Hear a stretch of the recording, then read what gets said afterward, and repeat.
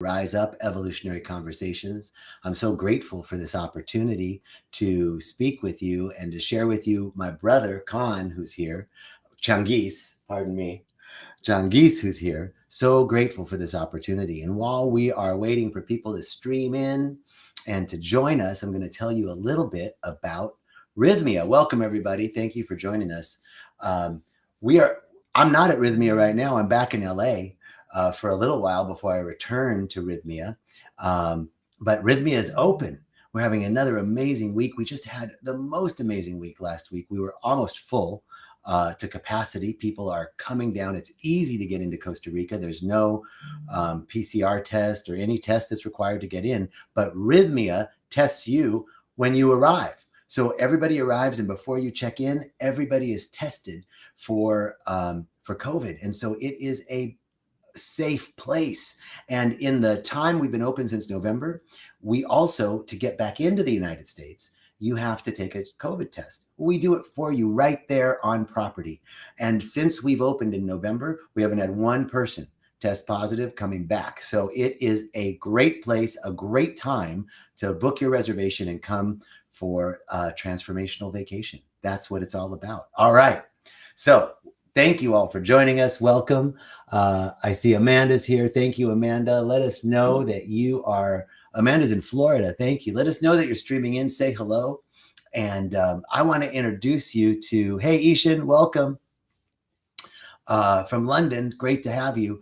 I want to introduce you to my brother. This is my brother, my soul brother, Changiz Khan Moshiri. And we have grown together so much over these last years. I want to tell you a little bit about Changiz. He immigrated originally from Iran to the United States at the age of 25. And he had detailed, and we're going to talk a little bit about the struggles that he underwent as he confronted his own failings in the face of having to rapidly adapt to the stark contrast in the cultural context of the United States versus Iran. He studied here. He's a licensed or a trained kinesiologist, nutritionist. He's an expert and a student of psychology. Depth psychology. Thank you very much. Carl Jung. Can anybody say Carl Jung? He has a new book coming out called Mature Up, and it explores the depths of consciousness and more specifically our subconscious neuro constructs, positioning these features of human experience as the driving force behind all conventional motifs, be they biological, neuroscientific, mythological, or environmental in nature. Hey, this is going to be a light conversation. That's what I'm saying. So let's give a shout out to Sun Shadow LA. Hey, what's up? And Monique, welcome. And Ishan is Iranian too. Great. Persians. So we have a lot of Persians here right now. Very careful. Good to be here. It's the second largest Persian community outside of LA. All right, so welcome, Khan. Welcome, Changiz. Thank you so much for having me here. So great to have you.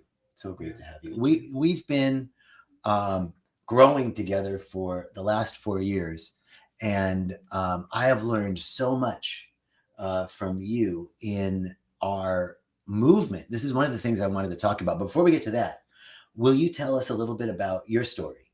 That story coming from Iran to the United States, and what your story of awakening and how you got here. Absolutely. Well, first of all, thank you for having me here. And takes one to know one. Yeah. I guess I moved here when I was 25 years old. Mm-hmm. And at the time, I was learning English. Mm-hmm. I was trying to kind of fit into more like a modern Western world. And it was very, it was rough at the time. But I got into school. I went to Northridge. I studied kinesiology. And from there, I had some challenges around movement, understanding movement, why we move the way we move, and so forth, and why we're not looking at the emotional circuitry of the humans in relationship to movement. Mm-hmm. Those curiosities and understanding of generational traumas and how these all tie together in a way that it constructs our quote unquote posture and the way we move, or Okay, wait, I want to stop you there. So sure. there's a connection between movement, the way we move, and our trauma. Is that what you're saying? Absolutely. Okay, tell us a little bit So more about think that. about so most people move, when they move their bodies, whether they work out or not, they're subconsciously pay attention to aesthetics, To what? to what Aesthetics. they've been perceived from the outside world. Okay, and from the brain perspective, we got neocortical circuits, which is more ability to think and concentrate. We become aware of our environment, Mm-hmm. and we got the lower systems that has a lot to do with our emotional responses. But here's the things: what we don't pay attention to a lot is that our neocortex, it would be online for such a long time, but once you're tired, when you need food, when it goes down, the body goes to more like emotional responses. Like a fight or flight. That's just one. Yes, Okay. yes. And our, I don't want to get lost. I don't want to narrowed with your answer. Okay. But body is the emotion in a sense. The body is the emotion. Is the emotion in Beautiful. a sense. Okay. So our like my hand gestures, my movement, my organs, these are all circuits that comes to the surface of the mind as the psychological interpretations, how I feel within the moment and within the context, or they call it different states of consciousness in a sense. Does that make any sense? So our movements are an expression of our states of consciousness. Absolutely. Okay. So, and the gravity plays a huge role in that. Okay. So your relationship with gravity will tell me a lot how you can kind of compose yourself within the context of your environment. Does that make any sense at all? So when you came from Iran, you started to study movement and you began to see these connections between movement and emotion. Yeah, I was curious because of my own physical, sexual, and emotional trauma. And I wanted to see why people move the way we move. And Okay. I was very much into competition too, but I wanted to see the difference between humans movement operation in a sense. Okay, so it does, and I got us a little bit off track. It's okay. That's usually happens with me. You got to keep me on track so I can answer your questions. No, you're doing great. So tell us more about your story of maturation. Maturation, like if you're talking about like my subconscious or the physical. Your personal story of germination and growth. Right. So I studied kinesiology, but then a lot of questions arise when I was in school, and why some of the practitioners as teachers in school, they're not practicing what they're preaching in a sense. That was one of the things that I was very curious in the Western world. Doesn't happen much in the Eastern world actually. And from there, I took what I learned in school in a scientific field, and I started to kind of test different movement patterns on my own body, because I also have a L4 and L5 herniated disc. Okay. From years before, and I wanted to see how this component of fitness, which is body composition, speed, agility, mobility, and all this, how they kind of is distributed to our movement pattern, and how our feelings and our emotional circuits. And then so I started to kind of test this, and I took many yoga classes. I studied yoga for years. I studied my mother. I would say this all goes back to my mother. It always goes back to the mother. It goes to the mother, right? And my mother complexes, where I watched my mother teach dancing. So at the time, the regime changed already. So what happened that women didn't have much voice to say in outside world. So this is the regime from the Shah to the current Iranian government at that time. To Islamic, yes. Right, Islam, and then your mother lost the ability to be as expressive as a woman. Yeah, a lot of women who think that way, they have the more Western identity in a sense. Okay. So my mother was a like a really artistic human in a sense, and she would teach dance and art and painting. And I would watch her, every day. A lot of people would come in and she would teach dance. And I think it goes my appreciation for movement itself without any meaning attached to movement. It originates from there, because that, in a sense, we are movements. We're moving through different state of consciousness. I like that. So we are movement itself, Right. And the movement, again, the connection with the body and the mind, that we're moving through different states. Which also reminds me of Ida Portal, one of the things. Okay, so Right. This is a great, we'll just segue into this, because Right. I want to share with you one of the things that has changed my life so much with Changiz is the movement that he teaches me. I used to work out at the gym and do weights, right? All these movements that we do, but they're all within a singular plane. When I started training with Khan years ago, 4 years, 3.5, 4 years ago, he began teaching me these very different movements. And currently we work out very little with weights and more so with rings, bars, parallel bars, and just a lot of movement on the floor. People see me when I'm working out and they go, "What are you doing? Is that animal flow? Is that capoeira? What is that?" And I don't know what to call it. That's hard to define, because you're looking at individual with different construction. Mm-hmm. So one of the ways that I like to talk about this is go back to the childhood. When the child is born, Mm-hmm. you don't have much in your cortical Development. Yes, thank you for that. And so all of your responses is based on your needs of affection, love, food, and survival. Mm-hmm. You have no ability to choose, in a sense, from a biological standpoint, right? So what you do is I need food, mommy's breast, I need to go to bed.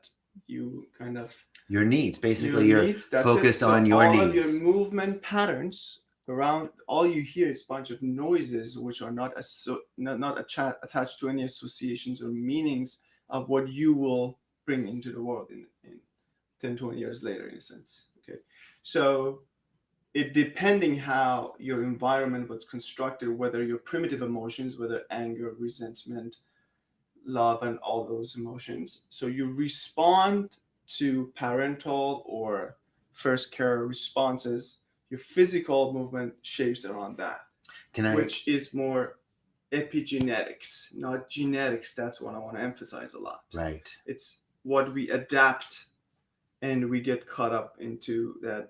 We cannot change those patterns.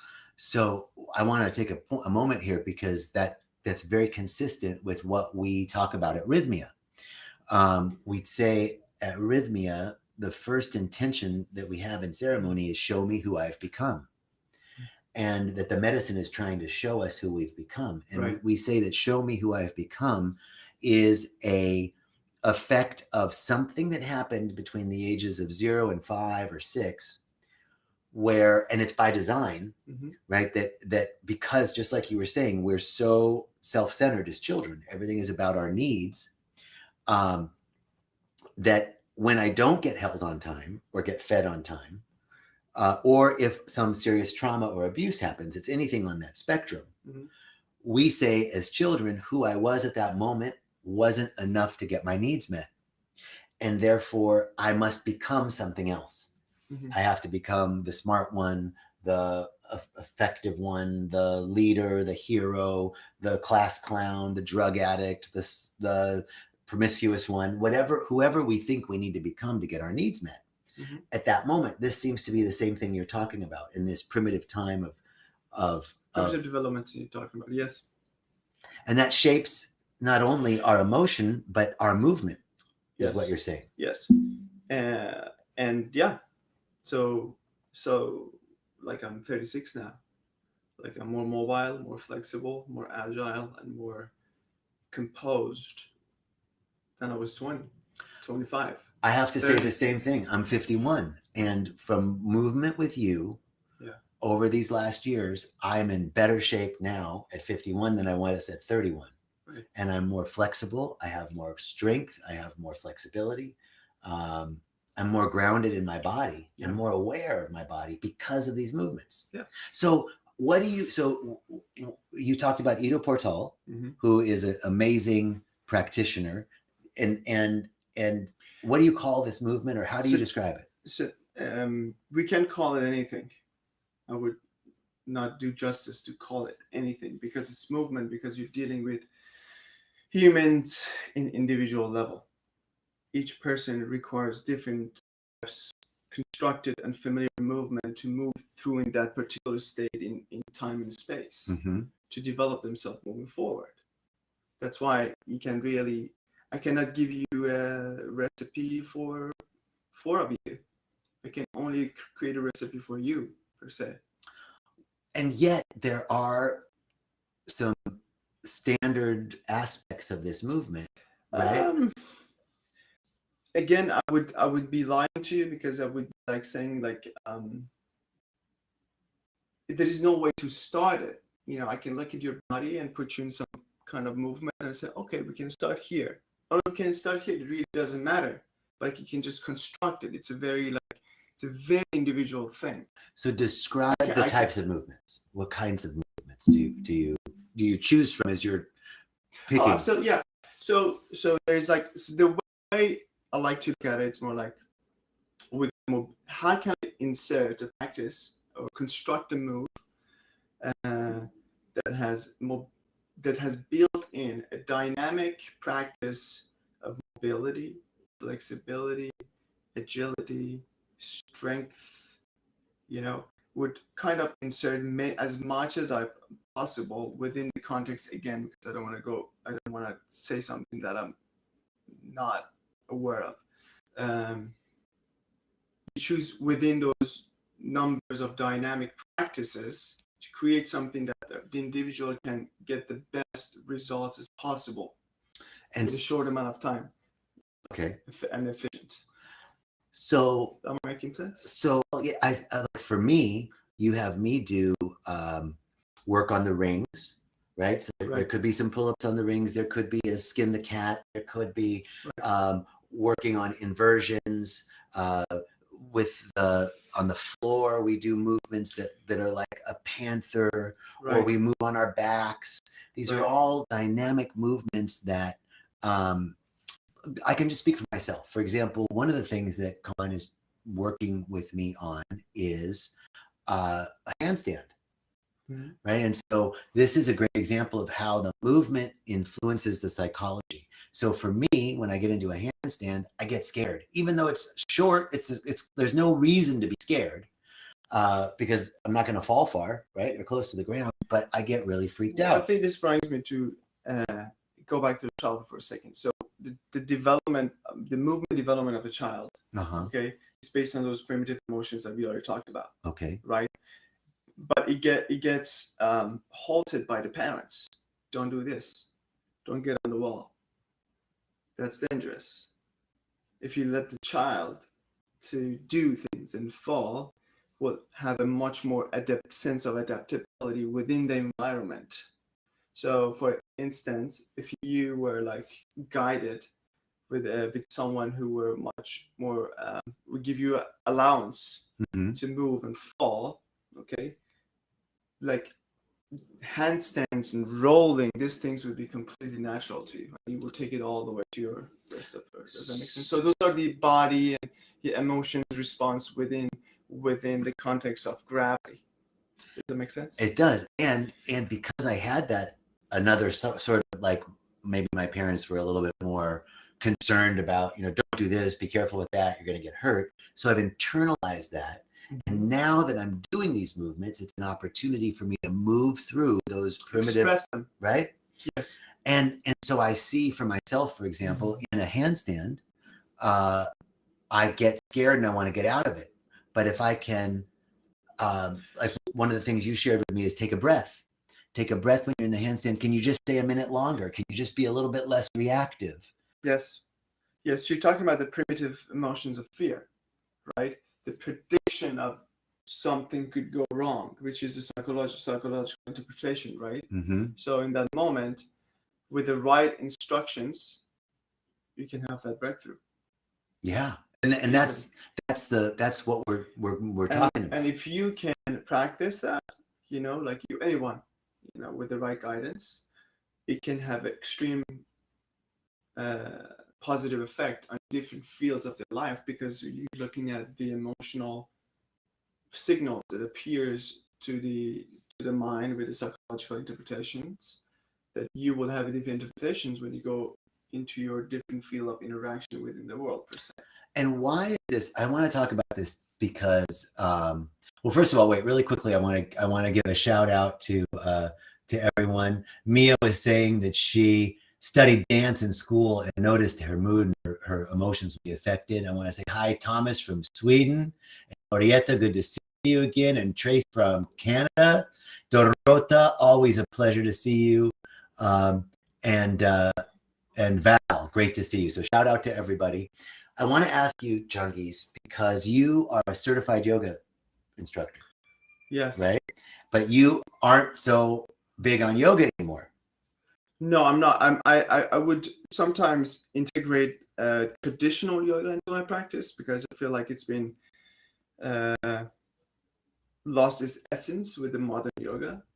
We have like a huge field of pro practitioners, and Okay. and I do use it sometimes if I need to, based on what I need sometimes. But I wouldn't call myself a yoga practitioner. No. So why explain the difference, because so many people have found such great effects with yoga, right? And why the movement that you teach, express the difference between that and yoga, and why, what, give us a little explanation of the difference. Well, so that's a loaded question, but let me start here. When you walk into the yoga room, mm-hmm. I want to know who is the teacher, who is integrating, who is teaching you. Okay, that's one thing. That's could be one issue itself. Another thing is that you don't have much range with components of movement in the yoga room on the mat. There's so much that you can explore within peripheral experience with your sensations and the body. You mean you don't have a lot of variation in the mat? No, you will have more on the ground. Okay. On the rink, on the wall, in the water, in the pool. Okay. In the ocean. Right. These are completely different environments. So you have to actively explore, because the learning doesn't end, right? You are always learning. Mm-hmm. And what you learn, you becomes familiar, and then you need a new space to develop and become more aware of.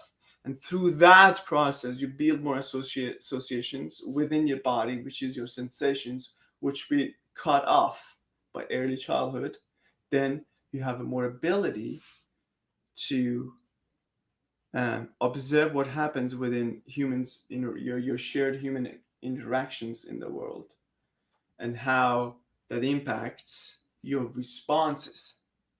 Does that make sense? So the movement, then, the areas in your early childhood development where you stopped yourself or you were told to stop, right, then influence the way we move today. Yep. And this more expanded style of movement, more than just yoga on the mat, but being on the floor, on the wall, in the pool, moving on the ground, gets us to move beyond our current boundaries physically, which are also part of our egoic and neuropsychology boundaries.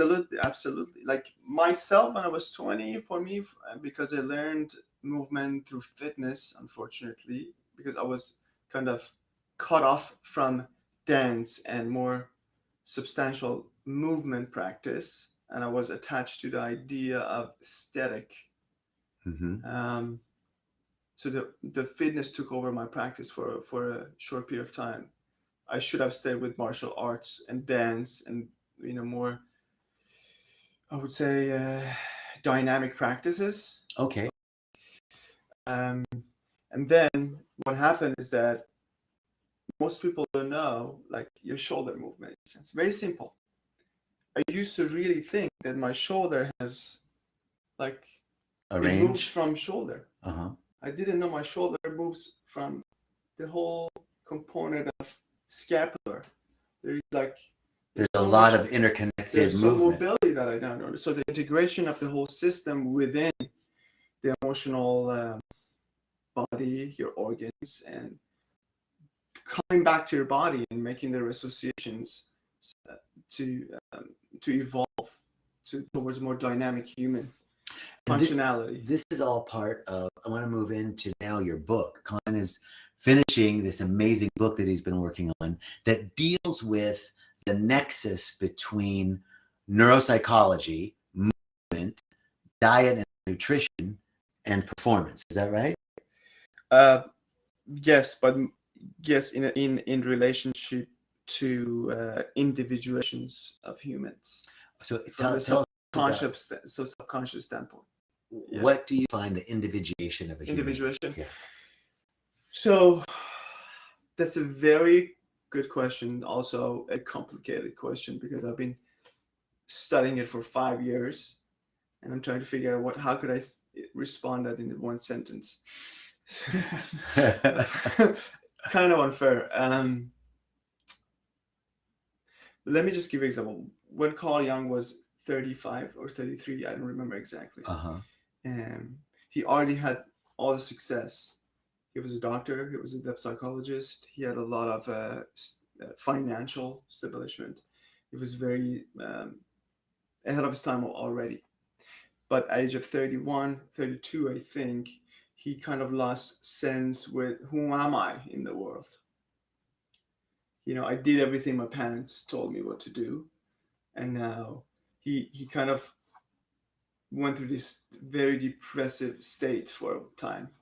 And then that led him to do some imagination process with his dreams and reinterpretations. So ask, what is the soul? And that process led him to a process called individuation. Okay, that is basically the root of individuation. Some people wake up to this idea of there's something needs to be done for me to understand myself better, in a sense. It doesn't matter when and how. If you're 10, 15, or 50, some people unfortunately don't experience it in this lifetime. If you go with that interpretation. So you're saying like this moment of existential crisis, who am I, is the process of individuation. Yeah, that's the beginning of the individuation process. But let me give you an example. Did you already get a chance to watch the Octopus Teacher? No, I haven't watched it. Okay, so but I know a lot of people have. So yeah, so at the beginning, if you watch, the guy was talking about he was depressed. He was in his early 50s. He was looking for some meaning. His relationship with his son was kind of disconnected. So then what he did, he started to follow this association or subconscious synchronicity. So what he did, he went under the water for 365 days and building this communication with octopus, became friends with him. And the ocean represents the subconscious, the underworld. And people don't see that when they watch it. This is an amazing thing, what a great thing, but this is a very personal thing for him. That's why it's so amazing. So for him, he went down there, and the octopus represents the anima. And the anima is the feminine. Is the feminine aspect of his mother. Whether it's the positive or negative mother complex. Okay, and that octopus becomes a teacher because it shows you the feminine or the softness within the man, which takes him.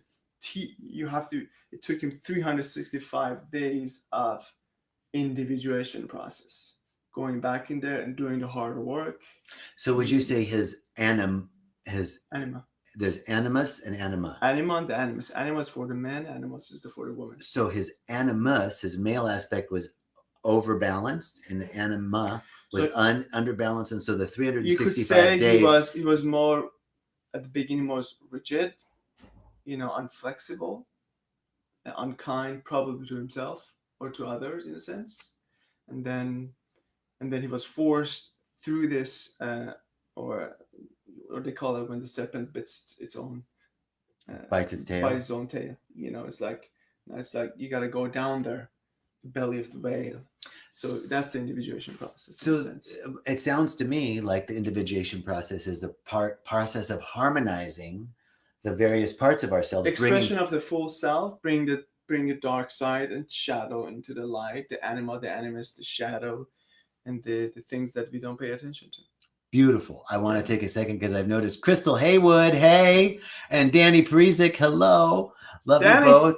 Great to see you. And Jose from Wisconsin, thank you all. So the book is about this process, right? How to bring forth this balancing of the light and the dark within us through the practice of nutrition, movement. Yeah, movement, nutrition, understanding the problem of food in the world, the problem of the devil, evil, what does it mean? And the problem of the understanding love, infatuations, understanding altruism, understanding the process of individuation, of movement of humanity, how we evolve to the way we move right now, basically, and how we can bring it all together in a sense.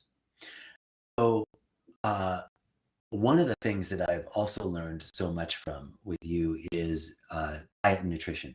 Mm-hmm. Like I thought for a long time that I ate really healthy, and I know how to cook, but there was a slight change in the diet and nutrition and fasting. Mm-hmm. Right. So I'd love to move now into kind of the last part of our conversation into some really practical things. Right. Around diet and nutrition. Yeah. Okay. So like, for instance, we typically, when we're hanging out together, we fast. Usually Mondays, but not today. Usually Mondays, we do a all-day fast and just have one meal, and we work out. Right. While we're fasting. Right. And then Tuesday, Wednesday, Thursday, we do intermittent fasting and probably not eat from dinner to lunch the next day. So about 16 hours. Sometimes. And Friday, that's me. Typically, I always do that. Right. And then Fridays, try again to do the 24-hour fast. Right. And then Saturday and Sunday, it's kind of freedom. I mean, we still eat well, but there's pizza, drink wine, there's wine sometimes. So the Friday Monday trick is because I designed it around my lifestyle. Like I like to enter the weekend with a more less obsession towards, because the more you obsess with the food, it could be traumatizing in a sense. Totally. Yeah, Totally. You gotta enjoy your life a little bit. I mean, that's to me. So, and there are seasons that I just let it go completely. So let the body heal and relax. It's individual thing. But as far as tip, I think you asked, Friday and Mondays are time because you kind of take care of this weekend ahead of time, and then you clean up on Monday and get ready for your week and get your kind of a balance of cortisol and insulin system, in check, during the week, so we can focus on your, daily life and work and so forth. And the other thing that I've really loved about the diet is the way we eat dinner or lunch. It's really simple. It's like a lean protein and some sort of vegetables or salad. Right. Sometimes we add some rice in, but typically really carb restricted during the week, and very clean. Right. This is very simple. Like I come from a restaurant background, so it's a lot of ingredients and lots of different, maybe 2 or 3 dishes. But I've really learned with Khan. I keep calling you Khan because that's how I met him, but it's Changiz. Yes. And I've learned a lot around just that simple eating. Right. So can you share, as kind of our last question, can you share a little bit about the way you plan meals, or what might help some folks out there in terms of their meal planning? For me, it's really comes down to what comes out the earth. Anything comes out of the earth, it's good for you. Like vegetables, dark greens mostly, and a combination of colorful vegetables like peppers, tomatoes. Again, organic, Mm-hmm. of course, cliche story. But with meat, I try to stay with uh, grass-fed, clean as much as possible. Um, anything that keeps me away from inflammation. Mm-hmm. So I do have red meat like once or twice a week, sometimes 3 times a week, because I use my body a lot. Um, and then good fat, a lot of good fat, whether it's skin or Like the chicken skin or good grass-fed butter good or butter, avocados. avocado, yeah, and the combination of these can go wrong. It just can't go wrong, and you also, you're a good um, contributor to the world as well. As much as you take care of your body, you also become a good example within your environment for people. Mm-hmm. Because I feel like, because we are very emotional humans in a sense, that when we're hungry, we don't care. We just walk into any restaurant, whatever it is. Mm-hmm. I think it's important to kind of ask, and it's like, okay, if it's not grass fed, I'm not gonna eat it. I'm not sure if I want to support that system. Ah, very cool. Yeah. Very cool. Yeah. Oh my God, Gula. Hi, Gula. Hi, John. Great to see you both. So, this has been a tremendous conversation because Changiz has been such a great influence in my life. I can honestly that that my body has transformed in the last year better than it has ever been, ever been. And it has been this brotherhood and our camaraderie and our growth together, as well as, I spend a lot of time when we're not hanging out because I'm in Costa Rica, Mm-hmm. and what I've been able to carry on my own, in my own practice, my movement, the way I eat, the way I plan around movement, and how that supports me. Mm. I'm just so grateful. And I know that you have so much to bring forth in the world with your new book. Keep an eye out. We'll probably do another interview when Khan's book comes out. And I just want to thank everybody for joining us today. And I'm so grateful for this opportunity. If you have any questions, you can always direct message me, and we can, or if you have questions for Khan, you can direct message me, and we'll get those questions answered. I want to thank you again. I know that each one of you and us right here, right now, are guided by an infinite intelligence, that you are sourced by a power that is unlimited, and that you are protected by an infinite love.